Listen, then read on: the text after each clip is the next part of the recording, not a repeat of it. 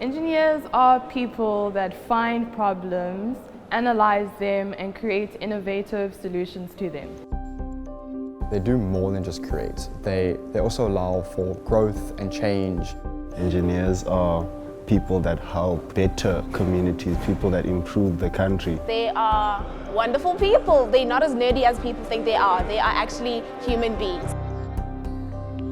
The Faculty of Engineering at Stellenbosch University is definitely one of the leading engineering faculties in the country. We have a very, very high standard. We have a very significant research profile. First year is a common year that all of the engineering disciplines share. From second year onwards, you specialise in your engineering direction.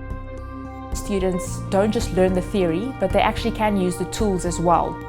There are a lot of different laboratories and you build up a lot of practical experience. We have great computer facilities where all the programs we need are available. There's more than one study centre. There's libraries to help a student with anything that they require.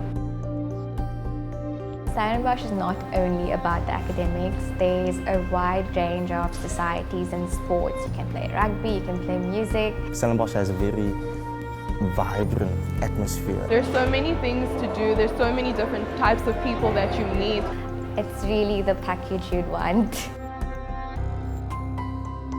Some people think that engineering is still very male-dominated, but when I came here I was pleasantly surprised. There are a ton of girls, women that study engineering, enjoy it, excel at it. Initially, I thought you'd need to know Afrikaans. It needed to be your first language. However, I was wrong. All the courses are available in English.